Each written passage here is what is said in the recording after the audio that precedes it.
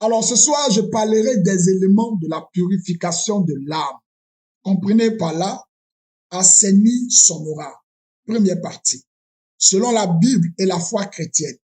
Je dis bien selon la Bible et la foi chrétienne. Shalom à tous. Aujourd'hui, nous allons approfondir notre compréhension de la purification de l'âme en explorant les éléments bibliques utilisés dans la foi chrétienne. Ce que l'on refuse de vous dire, ce que l'on refuse de vous apprendre, ce que l'on refuse de vous soumettre, pas que vous connaissiez, que vous découvrez. Aujourd'hui, vous le saurez.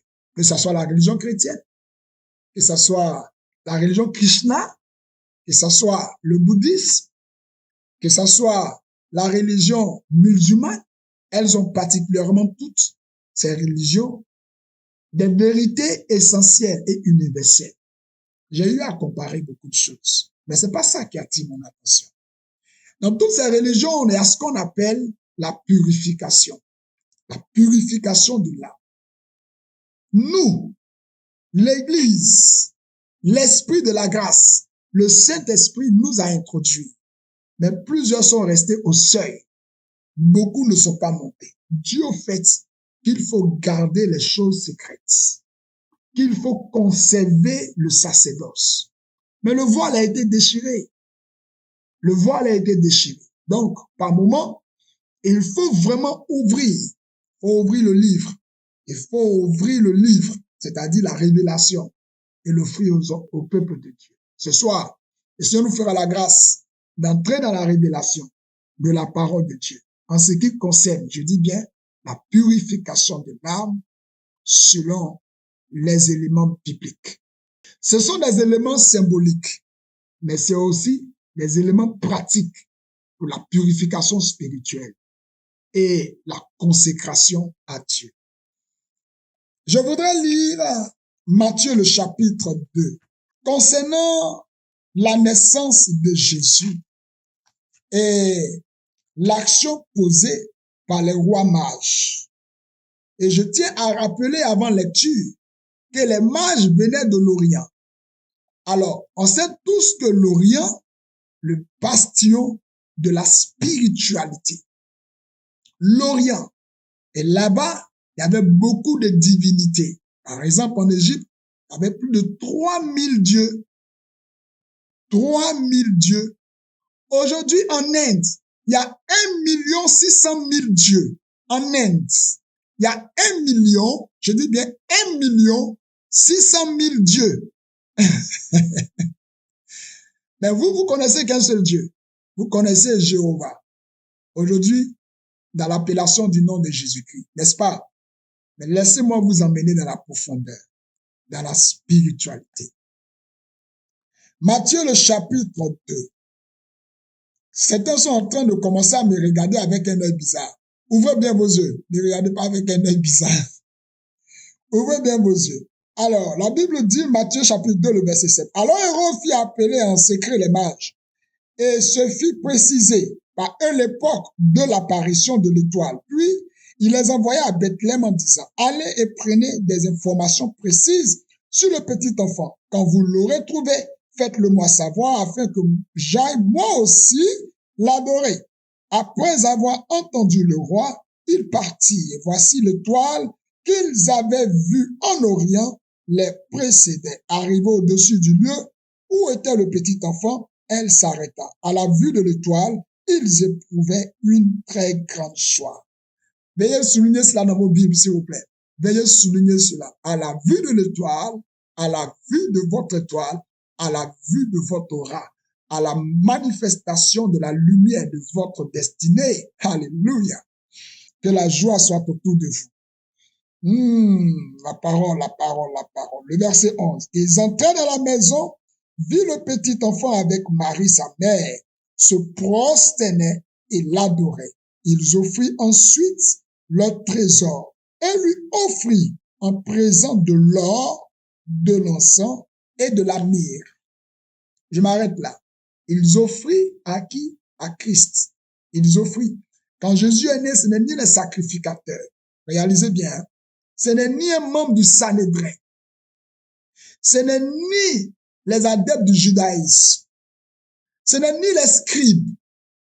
Aucun religieux juif n'a posé un tel acte.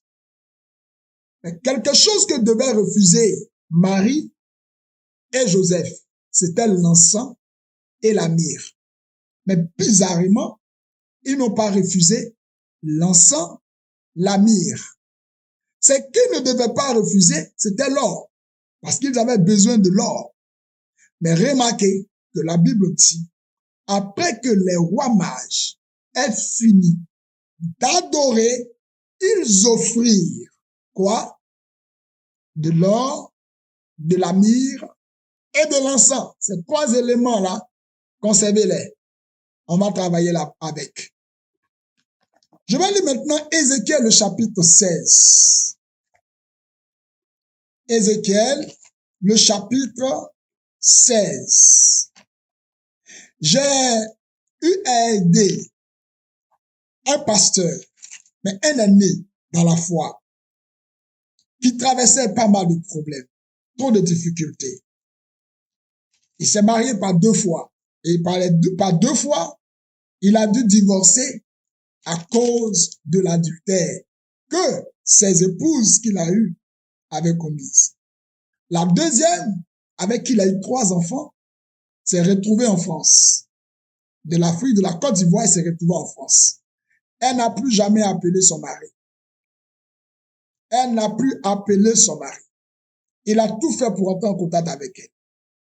Jusqu'à ce que ses enfants, elle réussit à détourner le cœur de ses enfants, de leur père, et qu'il la retrouve en France.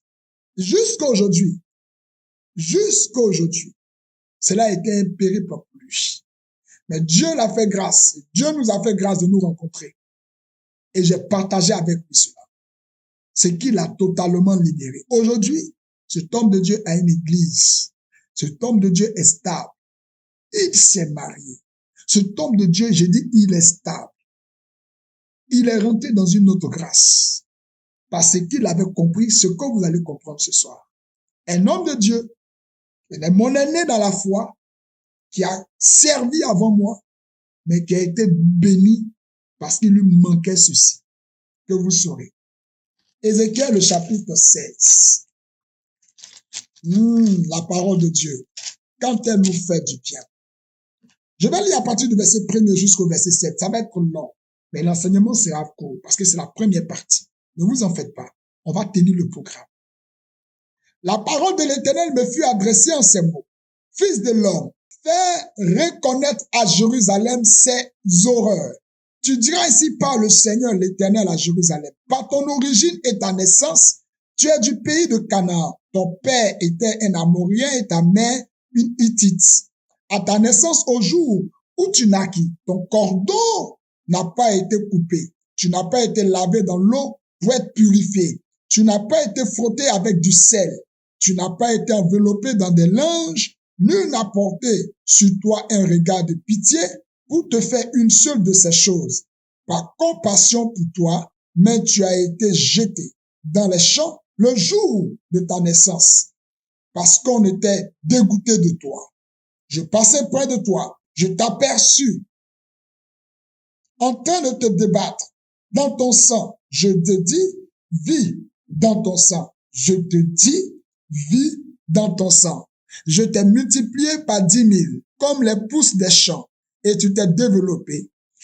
Tu grandis, tu devins d'une beauté parfaite. Tes seins se formaient, ta chevelure poussa, mais tu étais nu, entièrement nu. Je passais près de toi, je te regardais, voici que ton temps était là, le temps des amours. J'ai entendu sur toi le pan de mon manteau. Je couvris ta nudité. Je te fis un serment. Je contractai une alliance avec toi, oracle du Seigneur l'Éternel, et tu fus à moi. Je t'ai lavé dans l'eau. Je t'ai fait disparaître le sang qui était sur toi, et je t'ai frotté avec de l'huile. Je t'ai habillé de toffe brodée, chaussée de fine peau, drapée de fin lin, couverte de soie. Je te parai d'ornements. Je mis des bracelets à tes mains, un collier à ton cou. J'ai mis un anneau à ton nez, des boucles à tes oreilles. et la parure d'une couronne sur la tête. Ainsi de suite, vous pourrez lire le reste. Tellement majestueux, le revêtement. Quand nous rentrons dans notre destinée prophétique, nous sommes revêtus de gloire. Quand nous sommes dans cette dimension de la gloire de Dieu, nous sommes dans la manifestation pleine de toutes les réalisations de ce que nous recherchons et de ce qui a été préparé pour nous depuis la fondation des temps. Écoutez-moi très bien. Nous parlons des éléments pour la purification de l'âme.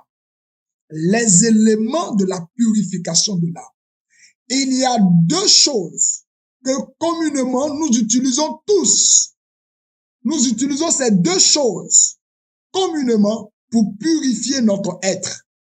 La première, c'est la parole de Dieu. Parce que la parole de Dieu purifie. Donc notez la parole de Dieu. La parole de Dieu purifie. Chaque fois que vous écoutez la parole de Dieu, chaque fois que vous assimilez la parole de Dieu, chaque fois que vous obéissez à la parole de Dieu, vous êtes dans un état constant de purification. Deuxième chose, c'est le sang de Jésus. Nous utilisons le sang de Jésus d'abord pour l'action de la sanctification. Nous utilisons le sang de Jésus pour l'action de la sanctification. Et lors de la repentance vraie, on utilise le sang de Jésus pour l'action de la purification. Ok. Voici les deux éléments qui généralement les croyants en Christ utilisent et qui sont à la portée de tous. Le troisième élément qui est un élément déclencheur de la divine grâce, c'est l'eau au travers du baptême, au travers des eaux du baptême. Quand nous plongeons dans les eaux du baptême, il y a trois choses que nous accomplissons. La première chose que nous accomplissons, c'est que nous naissions de nouveau, c'est-à-dire nous quittons l'ancienne nature. Et donc, de ce fait, nous avons un nouvel extrait de naissance sur le plan spirituel. À tous ceux qui l'ont reçu, à ceux qui croient en son nom, elle leur a donné le pouvoir de devenir enfants de Dieu. Donc, on est enfants de Dieu dans le monde des esprits. On n'est plus maintenant sous la coupole de qui que ce soit ou de quoi que ce soit. Nous sommes maintenant introduits dans la foi en Jésus-Christ. Et cette foi en Jésus-Christ, le symbole qui donne à chacun de nous la légitimité, qui donne à chacun de nous le statut d'enfant de Dieu, c'est le fait d'avoir reçu Jésus en nous. C'est ce qu'on appelle la conversion. Et cela passe par les eaux du baptême. Un vrai croyant en Christ passerait dans les eaux du baptême. Pourquoi? Parce que la Bible dit clairement, Jésus va dire dans Marc le chapitre 16, prêchez la bonne nouvelle aux nations. Ceux qui auront cru et qui se feront baptiser seront sauvés. Donc, se faire baptiser d'eau est dans le processus du salut. Se faire baptiser d'eau nous introduit également dans la purification de notre ancienne nature à notre nouvelle nature. C'est une phase de la conversion, c'est une phase du salut. Mais ce n'est pas l'entièreté. C'est pourquoi il est aussi important de recevoir le baptême dans le Saint-Esprit et cela constitue la deuxième clé. Parce que la première clé, c'est d'abord la repentance. La deuxième clé, c'est le baptême d'eau. Et la troisième clé, c'est le baptême dans le Saint-Esprit. Quand Jésus dit à Pierre, Pierre, sur toi je bâtirai mon église et les portes de ce jour de mort ne prévaudront point contre elle. Je te donne les clés du royaume. Les clés dont parle Jésus ici, ce sont ces trois clés. La première clé, c'est la repentance. Acte le chapitre 2, le verset 37 au verset 39. Mais précisément, le verset 38. Hommes frères, que ferons-nous pour être sauvés? Le jour de la Pentecôte d'ailleurs. Hommes frères, que ferons-nous pour être sauvés? Et Pierre, prenant la parole, leur dit, repentez-vous et que chacun de vous soit baptisé au nom du Seigneur et il recevra le baptême de l'Esprit qui a été promis à vous et aussi en aussi grand nombre que le Seigneur les appellera.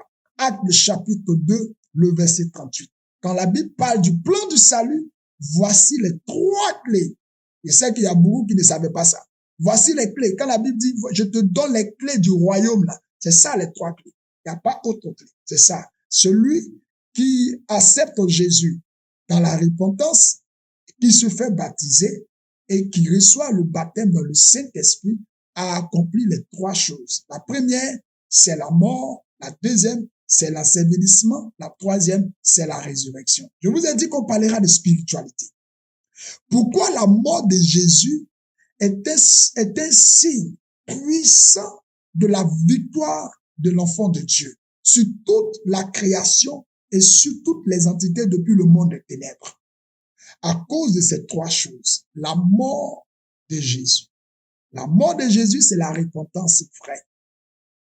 L'ensevelissement, c'est le baptême par immersion.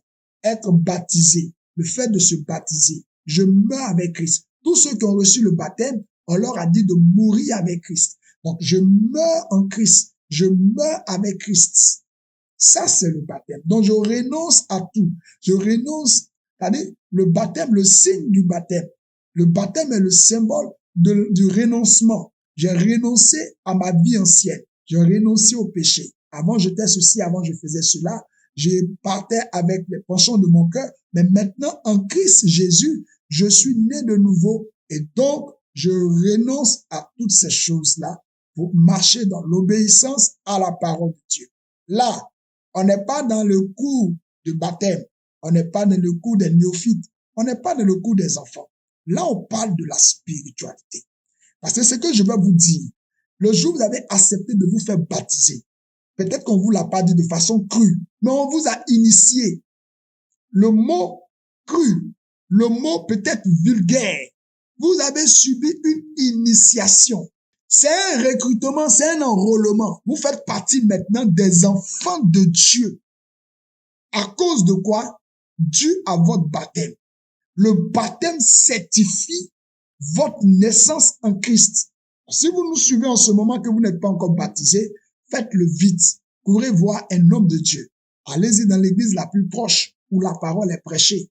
Allez-y voir l'homme de Dieu, qu'il vous baptise. Le baptême est une clé du royaume des cieux. Mais le jour où vous avez été baptisé, vous avez été initié. Donc, on vous a attribué un nouveau matricule dans le monde spirituel. C'est ce qui fait de vous enfant de Dieu. C'est ce matricule-là, quand le diable regarde, il peut bien vous écraser, mais à cause de ce matricule, au lieu que ce soit lui qui vous écrase, c'est vous qui avez l'autorité de marcher sur lui.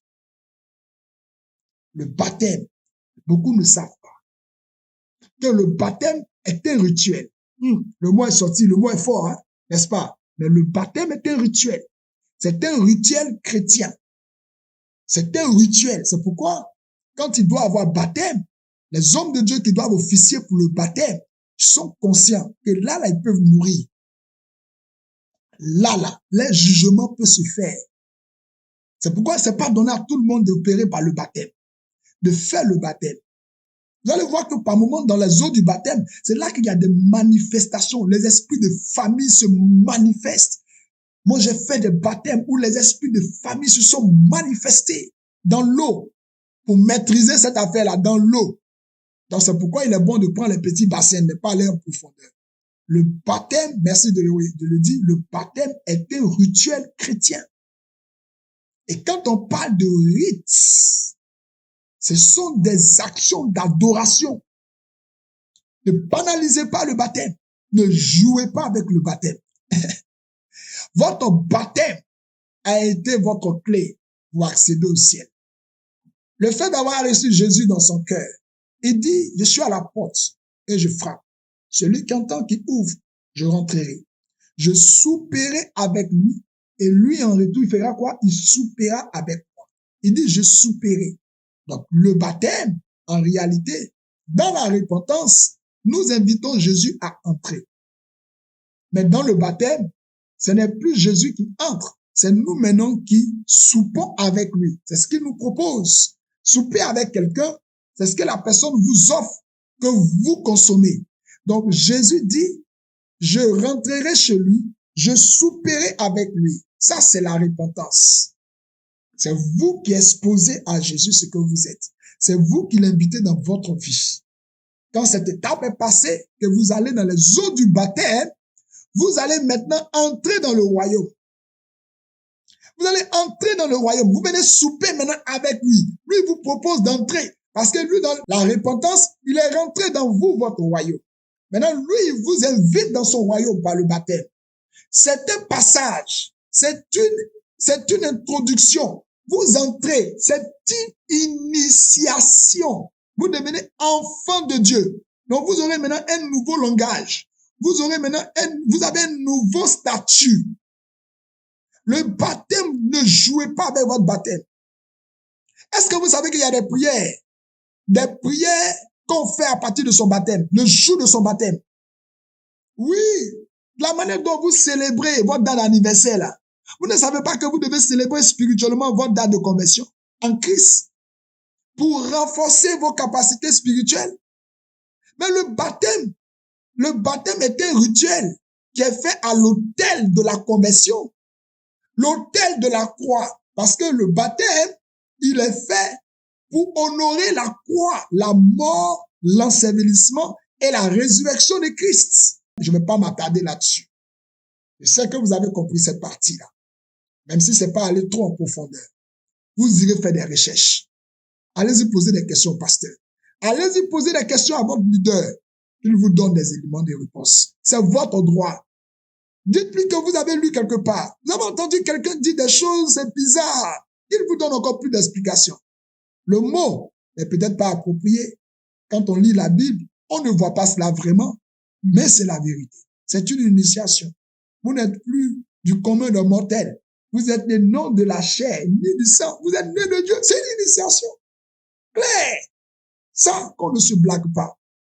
Quand quelqu'un doit introduire Ekankar ou le Maïka ou le franc-maçon doit entrer dans une secte, il passe par une initiation. Aucune religion, on n'introduit pas une religion, on n'introduit pas un monde spirituel sans initiation.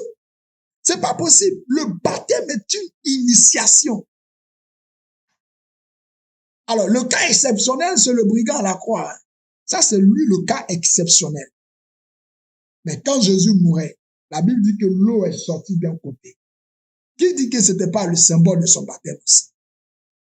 Le brigand à la croix, à la droite de Jésus, a dit, il s'est plaint de l'autre.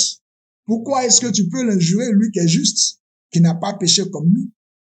Et Jésus va lui dire, aujourd'hui même toi et moi, nous irons au paradis. Il est rentré dans le monde spirituel selon la christologie sans passer par les eaux du baptême. Mais Jésus a été percé sur le côté, l'eau est sortie. Qui dit qu'il n'a pas été baptisé? Bon, cette question-là, quand on va arriver au ciel, on va poser la question si ça nous fâche. C'est une question qui nous perturbe. On va poser cela au ciel. Mais une chose est sûre, vous ne pouvez pas entrer dans l'islam sans qu'on ne vous ait rasé la tête. Vous ne pouvez pas rentrer dans l'islam sans qu'on vous ait fait un bain et qu'on vous ait donné soit une natte, soit un chapelet, soit un Coran, ou soit un vêtement, une tenue. Il y a un symbole qui vient certifier votre initiation. Et puis, on vous donnera un nom. Moi, j'ai été musulman. Oui, je vous le dis, j'ai été musulman. Peut-être une prochaine fois, je vous donnerai plus de détails. Parlons de spiritualité toujours. Donc, les clés du salut, les clés du royaume, c'est d'abord la mort, l'ensevelissement et la résurrection, qui sont traduits par la repentance, parce que celui qui se repent, il meurt en lui-même. Il meurt en Jésus. La mort, qui est la repentance. L'ensevelissement, qui est le baptême. Et la troisième chose, le baptême dans le Saint-Esprit, qui est la résurrection. C'est pourquoi quand on est en Christ, nous sommes de nouvelles créatures. Nous sommes quoi? Nouvelles créatures. Nous ne sommes pas qu'adeptes d'une religion. On ne se bat pas pour la religion. Je ne me battrai jamais pour défendre Dieu, ni pour défendre les intérêts de Dieu. J'ai quelle force pour le faire? Non, mon seul devoir, c'est d'adorer Dieu. Mon seul devoir, c'est de l'adorer. Ce n'est pas de la philosophie. Ce dont nous parlons de la spiritualité. Donc, pour revenir aux éléments de la purification de l'âme. L'eau en fait partie. L'eau fait intégralement fait partie de la purification. Donc, j'ai cité là les 3 éléments de la purification que tout chrétien connaît, c'est-à-dire la parole de Dieu.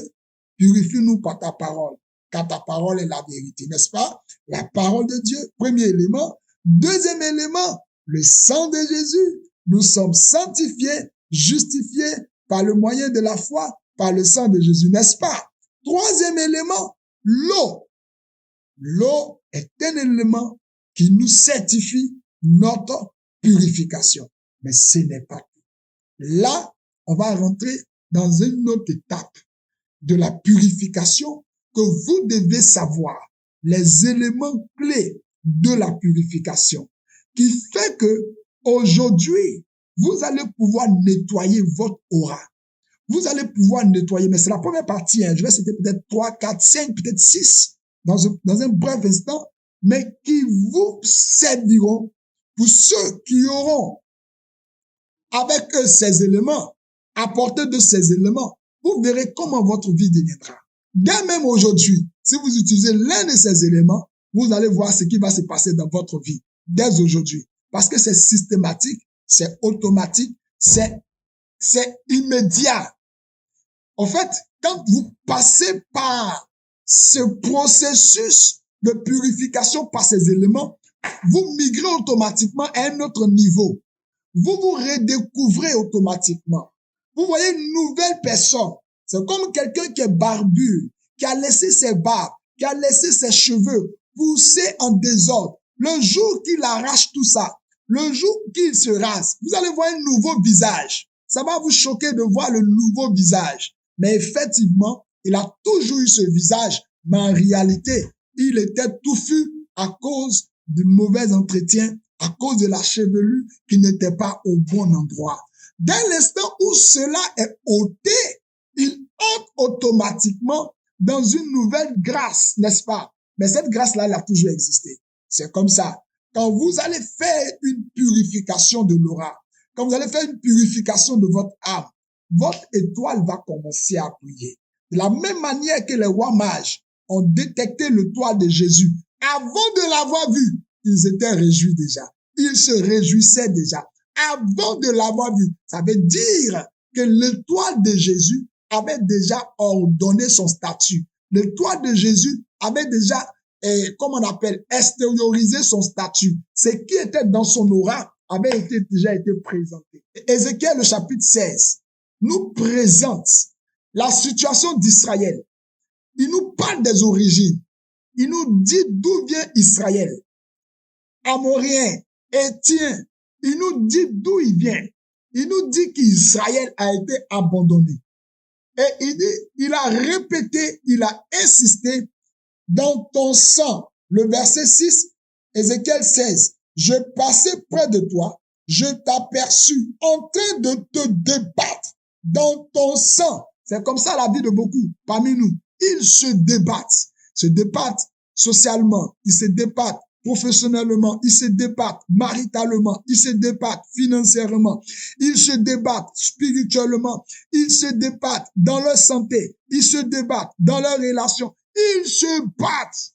Dieu dit à Israël, je passais près de toi, je t'aperçus en train de te débattre dans ton sang et je te dis, vis dans ton sang. Je te dis, vis dans ton sang. Le travail que cette image qu'Ézéchiel nous présente, en réalité, il fallait traiter le sang d'Israël.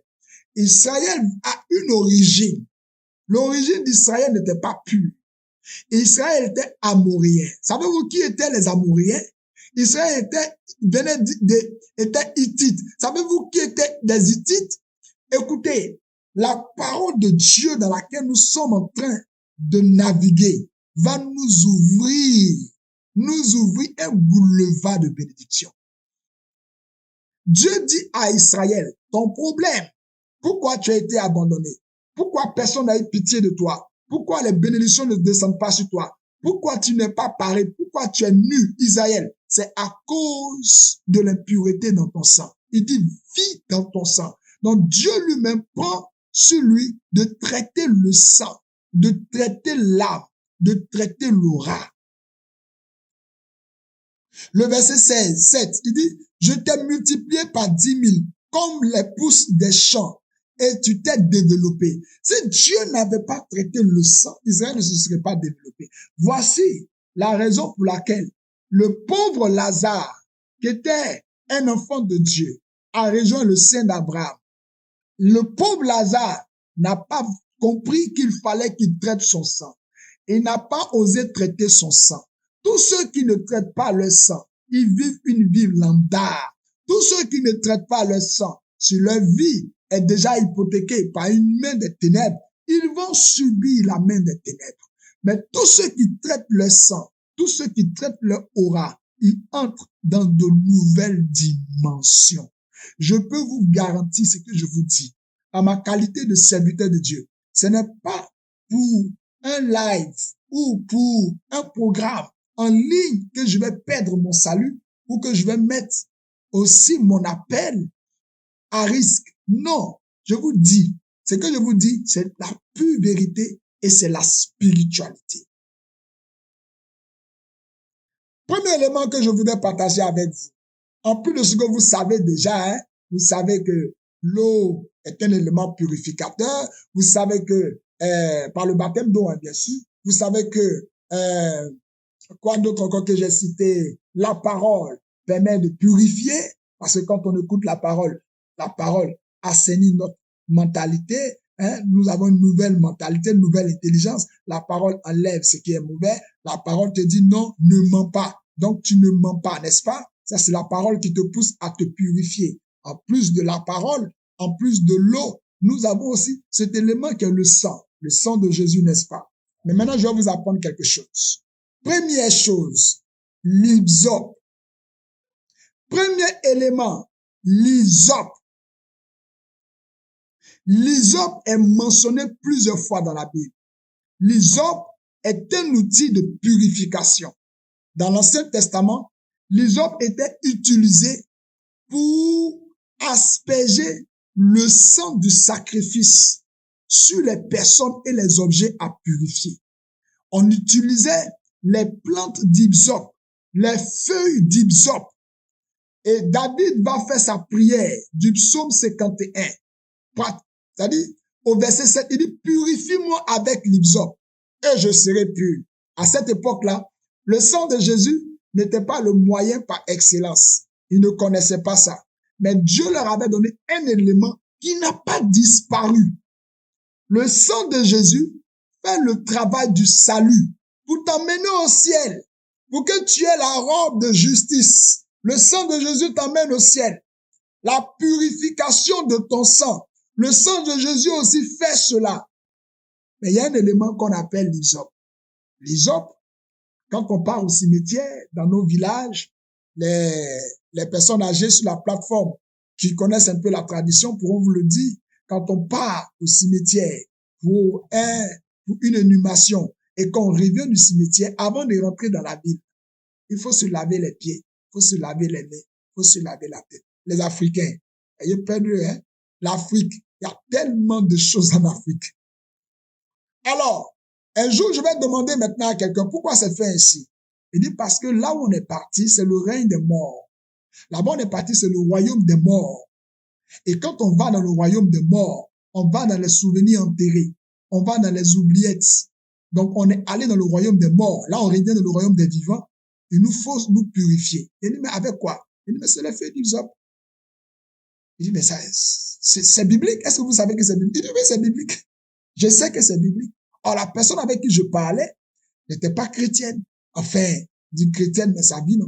Mais c'est biblique. Oui, nous savons que c'est biblique.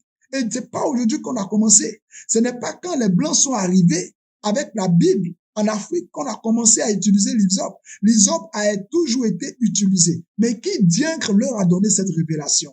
David dit, purifie-moi avec l'hysope et je serai pur. Lave-moi et je serai plus blanc que la neige. J'ai l'une de mes filles qui est venue de Paris en 2014-2015. Non, 2015-2016. Elle avait des eczémas. Je ne savais pas ce qu'on appelait eczéma. Elle avait des boutons qui ont apparu sur elle.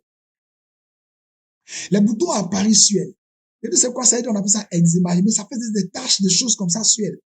Et lui dit, attends, toi tu es benguis et toi tu as des choses comme ça sur toi.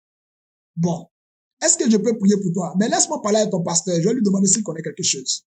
Et donc je parle à son pasteur qui s'appelle Guillaume. Pasteur Guillaume. Mais pasteur Guillaume, ta fille elle a des eczémas. Je peux lui donner une recommandation prophétique. Il dit, il faut prier pour elle. Il dit, non, je vais lui donner une recommandation prophétique. Il dit, c'est quoi? Il lui dit, bon, je vais lui faire, un bain avec l'hysope. Je vais prendre 3 feuilles d'hysope. Elle va se laver avec et les eczémas vont partir. Il dit, je te fais confiance. Allons-y, je n'ai jamais vu ça. Vas-y, je vais voir ce que c'est. Je vous assure devant Dieu, je parle devant Jésus-Christ. Quand elle a fait son bain, c'est pas moi qui suis allé faire son bain. Non, non, non, c'est pas les vous prophètes là qui font là. Je lui ai remis simplement les feuilles d'hysope fraîches et je lui ai dit, va faire ton bain avec. Au coucher du soleil, lave-toi et déclare que tu es guéri au nom de Jésus. Tu vas être guéri. Elle a été guérie sans frais médical, sans aller à l'hôpital, sans aller à la pharmacie. Il a dit, les eczémas là ont disparu de son corps. Faites attention, hein. Jésus nous a tout donné, hein. Dieu nous a donné, hein. La guérison là, le don des opérations de guérison là, ça passe aussi par ses actions prophétiques. Elle a été guérie. Quel était le problème? Son problème, son vrai problème, c'est qu'elle avait des rapports avec quelqu'un qui était fétichiste. Le sang de Jésus peut nettoyer sa vie, mais Dieu est passé par l'hysope pour enlever la maladie. L'hysope est un élément de purification. Exode le chapitre 12, le verset 20. Il dit, vous prendrez un bouquet d'hysope, vous le tremperez dans le sang, c'est-à-dire c'est une branche d'hysope ou bien vous allez arracher les feuilles d'hysope pour en faire un bouquet. Vous allez y mettre, tremper cela dans le sang qui sera dans le bassin et vous toucherez le linteau et les 2 poteaux de la porte avec le sang qui sera dans le bassin. Ça, c'est Dieu qui dit à Moïse comment ils vont sortir d'Égypte. Comment ils vont sortir sans être saisis. Les feuilles d'hysope, est-ce que vous savez certaines vertus? Les plantes ont certaines vertus que Dieu leur a données depuis la création, depuis la nuit des temps. Il y a des vertus. Et d'ailleurs, les médicaments que nous prenons constamment viennent des plantes. Beaucoup de médicaments, les molécules, beaucoup de médicaments viennent des plantes. Et les plantes ont des vertus thérapeutiques. En dehors de cela, il y a des plantes qui sont mystiques. La plante d'hysope, si vous avez un jardin, ne manquez pas d'avoir une plante d'hysope chez vous. Un jardin, ne manquez pas d'avoir un plant d'hysope ou bien une plante d'hysope ou bien un arbre d'hysope chez vous. Cela va vous aider énormément. Il y a des choses, des endroits qui sont infranchissables. Il y a des zones qui sont comme des zones interdites aux yeux du monde des ténèbres. Il y a certains esprits qui ne peuvent pas accéder à un endroit où il y a l'hysope. Ne jouez pas avec la parole de Dieu. Dieu nous a permis de savoir ces choses-là. Je tiens à vous dire que ce que je vous dis maintenant, ce n'est pas les choses d'avant. L'hysope n'a pas encore disparu. Depuis Moïse jusqu'à aujourd'hui, les plantes d'hysope existent. L'hysope représente la purification des péchés et la purification spirituelle depuis l'Ancien Testament. Donc, il y a certains péchés que Dieu, voyant que le peuple avait connu, parce que le peuple avait rejeté Dieu en Égypte, le peuple en Égypte adorait des dieux égyptiens. Et donc, Dieu, pour les purifier, passait par 2 éléments. L'élément, d'abord, du sacrifice de l'agneau et l'élément de l'aspersion du sang par les feuilles d'hysope. Le sang, oui, mais l'hysope avec. Je dis bien le sang, oui, mais l'hysope avec. Quelqu'un pour qui on a prié, on a fait sa délivrance. On a prié, on a chassé le mauvais esprit. On a chassé le mauvais esprit, mais la personne avait une vie désordonnée. Une vie où, par exemple, elle allait chez les marabouts, chez les féticheurs, où elle avait une vie d'impudicité, une vie de débauche qui ne dit pas son nom. Cette personne, en plus d'être sanctifiée, elle a besoin d'être purifiée. La purification, même Paul, est à un moment donné, allait purifier qui? à aller purifier Timothée. Et les gens ont soulevé la question dans l'église. On dit, mais comment toi, qui es un apôtre, peux-tu exercer le judaïsme? Parce que pour eux, c'était du judaïsme. Ce que je vous dis, vous n'êtes pas obligé de l'appliquer. Mais les feux d'Hysope peuvent vous aider dans beaucoup de cas. Surtout les cas de malédiction inconnue. C'est-à-dire malédiction inconnue. La Bible dit une malédiction sans qu'on n'a pas de fait. Mais tu ne sais pas d'où vient la malédiction. Le feu d'Hysope peut t'aider. Je peux faire des points de prière pour toi. Je peux faire 5 points de prière pour préparer les feux d'Hysope. Quand c'est macéré, c'est-à-dire quand les feux d'Hysope sont peut-être écrasés, ou même vous avez l'huile d'hysope, ou même vous avez un parfum d'hysope, si vous avez l'essence d'hysope avec vous, je peux vous montrer comment vous pouvez, lors de la prière à un endroit, déposer. S'il y a eu des fétiches dans l'endroit, les fétiches vont apparaître dans vos rêves. Vous allez voir cela simplement à partir de l'hysope. C'est même pas que vous allez dire, Saint-Esprit, parle-moi, simplement hysope. Vous allez déposer. Je vous dirai où mettre à l'endroit et les choses vont apparaître dans vos rêves. Les esprits vont venir vous dire, la maison va vous parler, la maison dans laquelle vous êtes venu habiter, la maison va vous parler, elle va vous dire, celui qui habitait ici, voilà ce qu'il a fait de négatif. Donc, pour annuler cela, voici notre totem. Les esprits vont vous parler. On parle de la spiritualité. Hein? Donc, l'hysope est un rappel à la nécessité de se repentir et de se purifier pour être en communion avec Dieu. Donc, l'hysope n'a pas perdu sa capacité. Le sang de Jésus est encore vivant. Le sang de Jésus est encore efficace. Mais l'hysope peut vous aider. Deuxième élément, c'est l'encens. L'encens, ça c'est un prophète, un pasteur évangélique. Pur évangélique, pur du pentecôtiste. Parce qu'on parle de l'aura, parce qu'on parle de l'étoile, parce qu'on parle de l'âme. Que beaucoup d'hommes de Dieu font, ils ne veulent pas vous le dire, mais la vérité est là. L'encens est utilisé dans la Bible. L'encens est utilisé dans la Bible comme une offrande agréable à Dieu. Il représente les prières des saints qui montent vers Dieu. Quand nous lisons Exode chapitre 30, le verset 34 au verset 36, la Bible dit quoi? L'Éternel dit à Moïse, prends des aromates, du storas, de l'ongle odorifiant, du calpanor et de l'encens pur en partie égale. C'est-à-dire, il faut prendre les proportions des parties égales. Tu feras avec cela un parfum composé selon l'art du parfumeur, salé, pur et sain. Je vais vous donner une révélation. Je ne vais pas citer les noms des parfums, mais la plupart des parfums, comment vous pouvez comprendre qu'il y a des parfums qui coûtent très cher?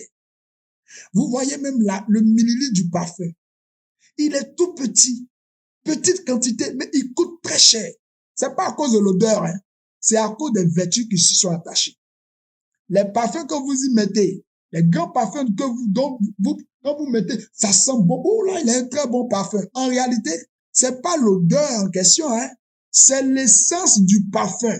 C'est que le parfum fait. Ce sont les vertus que Dieu a données. Dieu a donné des vertus aux plantes. Et donc, ici, Dieu parle à Moïse et puis lui dit la composition là, ça doit être selon l'art du parfumeur. Je parlais avec des pasteurs il n'y a pas longtemps. Je leur ai demandé comment vous préparez l'onction d'huile. L'onction d'huile là, quand vous voulez prier pour les gens, comment vous préparez ça? Il dit non, on prépare, on prie, on achète l'huile d'olive, on prie dessus. Il dit, hey! Et quand vous faites ça, vous avez des miracles. Sur 10 personnes, vous avez combien de miracles? Bon, on a des miracles. Il dit, ça, c'est ce qu'on appelle la grâce. C'est la grâce, oh. Mais en réalité, vous êtes guérisseur. Un homme de Dieu, un pasteur, un homme de Dieu, un enfant de Dieu converti est un guérisseur. Il dit, vous imposerez les mains aux malades et les malades seront guéris. Il dit, guérissez-les en mon nom. En mon nom, vous guérissez. Vous allez pouvoir guérir les malades. Vous allez chasser les démons. Il dit, il n'a pas dit, je vais guérir. Hein. Regardez, lisez bien la Bible. Il n'a pas dit, je vais guérir les malades. Quand vous allez dire mon nom, il dit, vous allez guérir les malades. C'est du français. C'est tellement limpide. Il n'y a rien à cacher, il n'y a rien à chercher à découvrir encore. Vous allez guérir. Donc nous portons en nous un pouvoir qui guérit. Mais on ne le sait pas. C'est pourquoi Élisée, le sachant, Élisée a dit à Naaman, va plonger dans l'eau du Jourdain. Tu vas être purifié de ta lèpre. Va plonger. Naaman dit, mais j'ai beaucoup d'eau chez moi. Tu m'aurais dit cela, je serais parti à la maison, plonger dans la piscine. Il dit, va plonger dans l'eau du Jourdain. Ah, tu bavardes trop. Trop de raisonnements dans ton esprit. Va plonger. Naaman est parti. Qu'est-ce qui est arrivé à Naaman? Naaman a été purifié. Après la 7e plongée, Naaman a été purifié. L'encens symbolise la prière. L'encens symbolise la dévotion et l'adoration. Donc, en brûlant de l'encens, nous élevons nos prières et nos louanges vers Dieu. Quand vous lisez le livre d'Apocalypse, vous comprenez que l'encens dans l'Apocalypse met les anges en mouvement. Il y a plusieurs symboles. Je connais jusqu'à 11 symboles concernant la manifestation des anges que reconnaissent les anges, dont les odeurs. Les anges reconnaissent les odeurs. Rappelez-vous de Manouach. Lorsque Manouach a rencontré l'ange de l'Éternel, qui est venu donner la révélation de Samson, de la naissance de Samson. Manouach, c'est le père de Samson. Quand il a rencontré l'ange, il a dit à l'ange, laisse-moi aller chercher mon offrande d'abord, pour que je puisse croire que c'est Dieu qui t'a appelé. Il allait prendre l'offrande. La Bible dit, pendant qu'il consumait l'offrande, l'ange est monté dans la fumée. Est-ce que vous comprenez ce que ça veut dire? Zacharie, c'est pendant que Zacharie était en train d'allumer le parfum, allumer le parfum à l'autel du parfum, allumer l'encens à l'autel du parfum. C'est là que l'ange Gabriel va se présenter à lui. Mais comment l'ange peut venir là où il y a l'autel du parfum? Pourquoi les éléments du tabernacle n'ont-ils jamais pu être révélés jusqu'à aujourd'hui? Un seul élément du tabernacle de Moïse. Aucun juif n'a pu hériter de cela. Les gens même parlent de l'Arche de l'Alliance. Les Arches de l'Alliance aujourd'hui, d'autres disent que non, les Éthiopiens, Falachas disent qu'ils ont l'Arche de l'Alliance chez eux. Les Juifs disent qu'ils ont l'Arche de l'Alliance chez eux. Les Américains disent qu'ils ont l'Arche de l'Alliance chez eux. J'ai même 3 livres ici qui parlent de la recherche de l'Arche de l'Alliance, écrit par un Juif, et un autre écrit par un Américain, et puis un autre écrit par un Tanzanien. Ils écrivent sur l'Arche de l'Alliance. J'ai lu ces livres-là, j'ai ri son. L'Arche de l'Alliance a été pris par Dieu. De la même manière que le jardin d'Éden a disparu, c'est comme ça que Dieu a pris tous les éléments du tabernacle. Pourquoi? Parce que le tabernacle n'est pas qu'un symbole. Le tabernacle est vivant.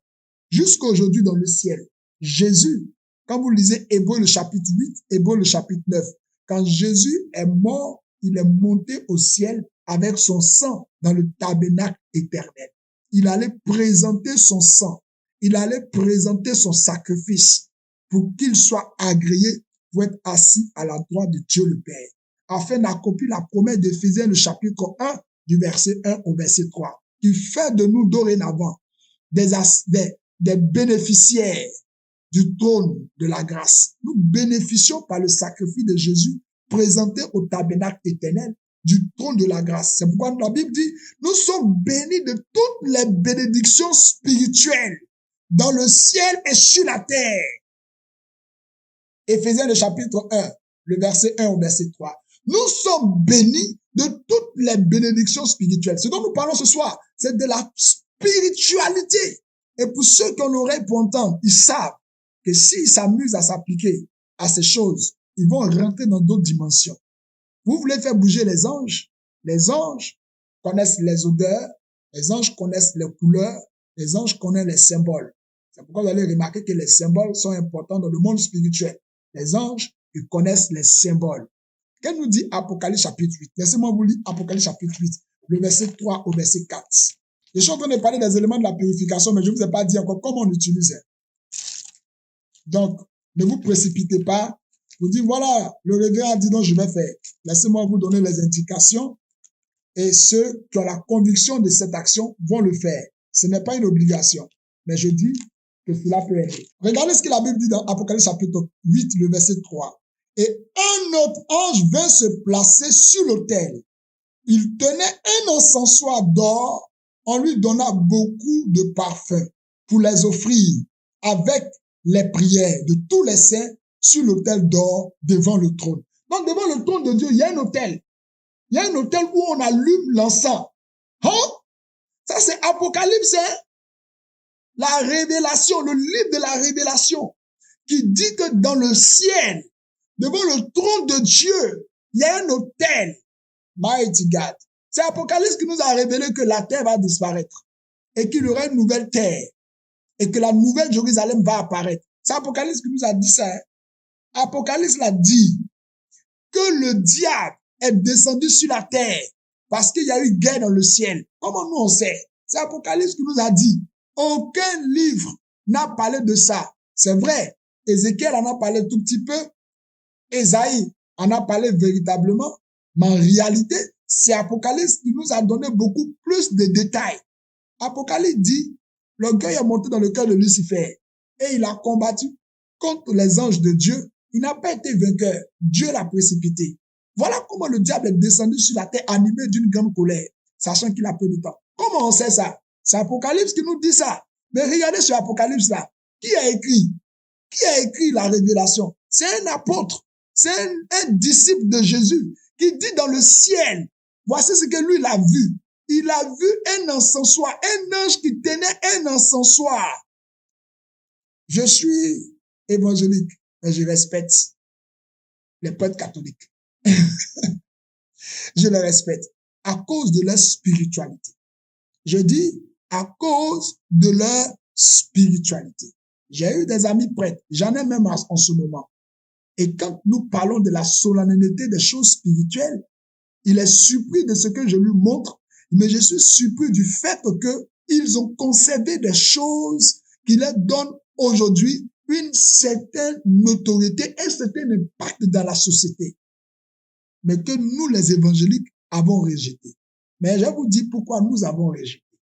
Ce n'est pas qu'il y a du cafouillage, parce que les évangéliques, on ne peut pas les maintenir. Quand il sait quelque chose, il va extrapoler, il va exagérer. Il n'y a pas de discipline dans notre Bible. C'est la raison pour laquelle ces choses-là ne sont pas enseignées dans nos théologies. Ces choses-là ne sont pas enseignées. Ça a été enlevé expressement.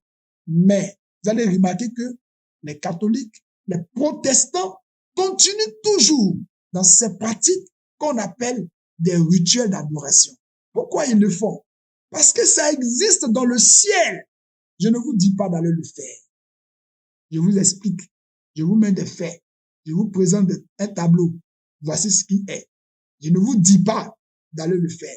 Mais en même temps, je crois, moi personnellement, mon avis personnel, j'y crois. Pourquoi? Parce que je vois les réalités. Et c'est écrit. L'ange dit, quelqu'un m'a dit, mais depuis qu'on a vu un apôtre allumer l'encens quelque part, c'est écrit où dans le Nouveau Testament que Jésus lui-même a allumé l'encens. Faut pas les gens me faire fâcher, hein. Parce que le papa de Jésus qui était Joseph, Marie, la maman de Jésus, là, ils ont accepté l'encens des mains des mages qui sont venus de l'Orient. Pourquoi vont-ils accepter l'encens? Quel était le rôle de l'encens à cette période-là? Quand on donnait l'encens, qu'est-ce que cela voulait dire? Pourquoi est-ce qu'on a donné l'encens à Joseph et à Marie? De la même manière que les origines d'Israël avaient été assainies, de cette même manière, le corps de Jésus est passé par les entrailles d'une femme qui est un être humain. Dieu devait maintenant entrer en scène à partir de l'encens, à partir de la myrrhe, à partir de l'or. C'est pourquoi il est important pour vous qui voulez prospérer dans les affaires, d'avoir de l'or pur, même si ce n'est qu'un gramme, même si c'est un seul gramme. Je dis même un seul gramme. Ayez de l'or pur chez vous. Ça va vous attirer de la grâce. L'argent connaît un chemin. L'argent connaît une route. La richesse, la prospérité. Je vous dis, si ce n'est pas inscrit dans votre âme, si ce n'est pas chez vous, si ce n'est pas en vous, vous n'allez chercher. C'est pourquoi certains disent, oh, je sors ce matin, je vais chercher l'argent. On ne cherche pas l'argent. Tu peux pas trouver l'argent. L'argent se trouve dans la poche des gens. Ton voisin a l'argent sur lui. Toi, tu vas chercher ça où? Dans la rue. Comment tu trouves ça dans la rue? Non, l'argent se laisse trouver. En réalité, c'est l'argent qui te trouve. C'est l'argent qui te trouve pour subvenir à tes besoins. Mais comment l'argent te trouve? Tu me diras, mais révérend, ce que tu dis. Mais il a fallu que moi, je demande, je vais pas déposer mon CV, que j'aille voir une agence pour avoir du travail. Je travaille avec la sueur de mon front. Et tu me dis que c'est l'argent qui me trouve. Oui, c'est l'argent qui te trouve. L'argent est mystique. L'argent est spirituel. L'argent, ce n'est pas la monnaie, le billet là. Le billet, on peut le déchirer. L'argent est spirituel. C'est pourquoi Dieu va dire Tout ce que vous faites sur la terre, là, l'or, là, ça m'appartient. L'argent m'appartient. Celui qui a l'or ne manque pas d'argent. Celui qui a l'or ne manque pas d'argent. C'est pourquoi un foyer où une femme a des bijoux en or, l'homme aura toujours la prospérité avec. Ce que je vous dis, je vous parle de la pure spiritualité. On parle de la spiritualité. Nettoyer son aura, là, c'est ça. Qu'est-ce qui constitue aujourd'hui les finances dans le monde? La monnaie, là, est évaluée à partir de quoi? C'est pas le pétrole qui fait la monnaie, hein. C'est l'or. C'est les réserves d'or. Aujourd'hui, toutes les banques, toutes les nations les plus puissantes, c'est les réserves d'or. C'est celui qui a l'or qui attire les richesses. Toi, tu as l'or chez toi, tu n'as pas, tu savais pas. Moi, je te l'apprends aujourd'hui. Normalement, quand on finit ça, tu dois me faire une offrande. Comme les mages ont fait offrande à Jésus, tu dois me faire une offrande. Dis Amen. Qui a dit Amen? Je vais regarder. Dis Amen. Je dois faire une offrande au révérend. C'est que tu viens de recevoir aujourd'hui, ça n'a rien à voir avec tout ce que tu as reçu jusqu'à présent. Parce que si tu as l'or, ne serait-ce qu'un seul gramme, laisse-moi t'envoyer 8 points de prière. Ça va déclencher des choses dans ta vie. Tu ne sais pas d'où ça va venir, mais ça va arriver. Cette Bible que voici, regardez-moi, cette Bible que voici, j'ai eu de l'argent par 2 reprises dans cette Bible, sans que moi-même, je ne mets pas l'argent dans ma Bible. Pourquoi? Mais j'ai eu l'argent ici. Il y a eu un dernier jeune. J'ai vu de nouveaux billets comme ça qui étaient dressés dans ma Bible. Je dis, quoi? C'est pas possible. J'ai appelé ma mère. Et puis je lui ai expliqué ce qui m'est arrivé. Elle était la première à entendre mon témoignage. Je suis allé voir un homme de Dieu. Je lui ai dit, voici ce que... Il croit pas. Il dit, non, tu as dû mettre l'argent. Je dis, mais regarde les billets. Regarde, les billets sont trop neufs. Mais comment je peux avoir mis l'argent là sans me savoir? Je te dis que je peux pas. Je ne mets pas l'argent dans ma Bible. Homme de Dieu, c'est un miracle. Comment l'argent est apparu dans ma Bible? La première fois la Bible était dans mon placard. L'argent est apparu dans ma Bible. Je me suis posé des questions. J'ai réfléchi. Qui est-ce qui a mis l'argent? Peut-être que c'est une offrande que quelqu'un m'a fait. Peut-être que je n'ai pas vu. La personne n'a pas voulu se désigner. Ayez simplement un seul gramme. Je ne dis pas 2. Et si vous en avez 2, c'est mieux. Si vous en avez 3. Le problème aujourd'hui, beaucoup s'attirent des malheurs parce qu'ils portent des pacotilles. Ne portez pas des bijoux de pacotilles, mesdames. Soit vous portez, soit vous ne portez pas. Ça ne va pas enlever votre beauté. Alléluia. Quelqu'un me dit amen bien.